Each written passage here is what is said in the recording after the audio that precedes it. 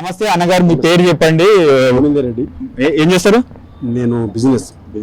Okay, ఇక్కడ కరీంనగర్లో ఉంటారు. సో మరికొన్ని రోజుల్లో అయితే కార్పొరేషన్ ఎలక్షన్స్ అయితే జరగబోతున్నాయి. సో ఇక్కడ ఎలా ఉంది, ఎవరు గెలిచే అవకాశాలు ఉన్నాయి, బలాబలాలు ఎలా ఉన్నాయి? ఇప్పుడు ప్రజల మీద ఏంటంటే ఉండ సత్యనారాయణ రెడ్డి ఇప్పుడు కార్పొరేట్గా పోటీ చేస్తుంది కాబట్టి, అదేవిధంగా పాత చేసినటువంటి అభివృద్ధి కార్యక్రమాలు ఉన్నాయి కాబట్టి చేసిన కార్యక్రమాల గురించి, చేసిన అభివృద్ధి కార్యక్రమం గురించి ఆ ప్రజలు ఆలోచించి ముందుకొచ్చి కంపల్సరీ ఈసారి మళ్ళీ ఈయననే గెలిపించుకోవాలన్న ఆలోచన ఉన్నది కాబట్టి ప్రజల పిలుపుతో ఆయన కంపల్సరీ గెలిపించాలని చెప్పి ప్రజల ఓటర్లందరికీ మా యొక్క హృదయపూర్వక నమస్కారములు. మరియు ఉన్నటువంటి యొక్క రాబోయే కాలంలో బీజేపీ కరీంనగర్లో 34 అంటే మా బాగానే సీట్లు వచ్చే అవకాశం ఉన్నది కాబట్టి రేపు సంతల్లో పక్క ఎట్లా చెప్తున్నాయి, దాదాపుగా 34 దాకా సీట్లు కొట్టే అవకాశాలు ఉన్నాయి అంటారు. అంటే మేయర్ గెలుచుకునే అవకాశాలు ఉన్నాయని అంటారు. అంత కాన్ఫిడెన్స్ గా ఎలా చెప్తారు? అంటే ప్రజల్లో ఉన్నటువంటి ఒక బీజేపీ బీజేపీ ఉన్నటువంటి ఒక చిన్న మంచి యూత్ కానీ, పిల్లలకు కానీ, పెద్దలకు కానీ వాళ్ళకు ఈ యొక్క బీజేపీ ఎప్పటికైనా ఒక ఫౌండేషన్ గా ఉండాలి. మన కార్యక్రమాలు నెరవేరాలంటే మంచి అభివృద్ధి కార్యక్రమాలు చేయాలంటే ఉన్నటువంటి ఒక బండి సంజయ్ గారు మన సెంట్రల్లో ఉన్నాడు కాబట్టి, సెంట్రల్ మినిస్టర్ కాబట్టి ఆయనతో పాటు మేము ఆ నిధులు కానీ ఏది కానీ తీసుకోవడానికి మేము అటువంటి ఆలోచనతో చాలా మంది బీజేపీ సీట్లు రావడానికి ఒక అవకాశం అనిపిస్తుంది. సో ఇక్కడ కేంద్ర మంత్రి బండి సంజయ్ గారు ఉన్నారు. ఇది కరీంనగర్ అంటే బండి సంజయ్ గారు అడ్డా లెక్క చూస్తారు. కార్యకర్తలు కూడా చాలా టఫ్ గా ఉంటారు, అంత ఆ రకంగా పనిచేస్తారు. సో మరి ఇప్పుడు ఎట్లా ఉంది మరి? ఇప్పుడు బీఆర్ఎస్ ఇక్కడ కాంగ్రెస్ నుంచి ఎమ్మెల్యే గంగుల కమలాకర్ ఉన్నాడు, బీఆర్ఎస్ కు వెళ్లే అవకాశాలు లేవు. కాంగ్రెస్ పరిస్థితి ఎట్లుంది? రాష్ట్ర ప్రభుత్వంలో కాంగ్రెస్ ఉంది కాబట్టి సో కాంగ్రెస్ కు పోయే అవకాశాలు లేవు అంటారు.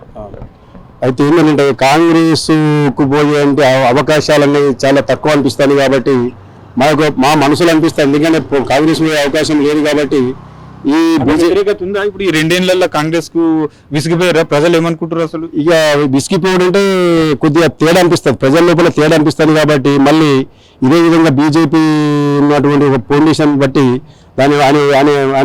ఉన్నన్ని ఒక సెంట్రల్ మినిస్టర్ ఉన్నాడు కాబట్టి ఆయనను మనం ఎట్టి పరిస్థితుల్లో పనిచేసుకోవడానికి ఏ విధంగా నిధులు ఇవ్వడానికి అభివృద్ధి కార్యక్రమం నుంచి ఉన్నటువంటి ఒక దాని రోడ్ల గురించి కానీ, ఇంకా ఉన్నటువంటి నల్లాల గురించి కానీ, ఇంకేమన్నా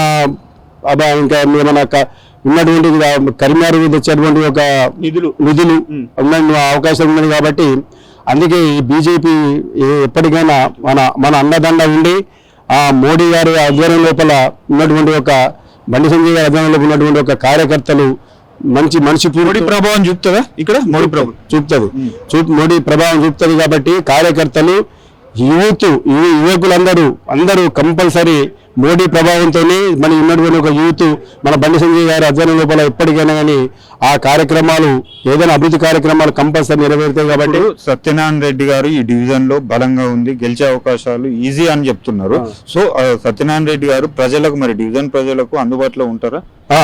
ఎప్పటికైనా అప్పుడు 2 సార్లు గెలిచిన సుత అందుబాటులో ప్రజల ముందు ఏ పనైనా కానీ ఆయన ఫోన్ చేస్తే వచ్చి ఆ పని సుత కంపల్సరీ చేసేవాడు.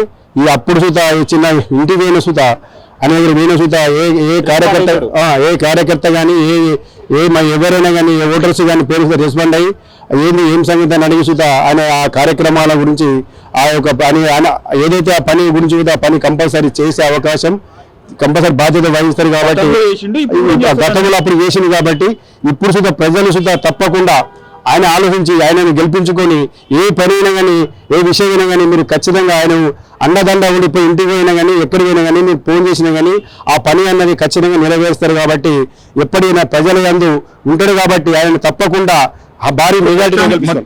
మొత్తానికి అయితే బీజేపీ గెలిచే అవకాశాలు ఉన్నాయి. సీట్లు మేయర్ స్థానం కొట్టే అంత 30+ కొడతాయని అంటారు. అంతేగా అంటే అవకాశం అనిపిస్తుంది కానీ అది రావాలనే ఉద్దేశం కొద్దీ మేము భగవాన్ దృష్టిగా కోరుకుంటున్నాము. ఆయన కంపల్సరీ ఈసారి విన్ కావాలని చెప్పి ప్రజలు తప్పకుండా అభిమానంతో బీజేపీ ఓటేసి గెలిపించాలని చెప్పి మీ అందరికీ హృదయపూర్వకంగా చేస్తున్నాం.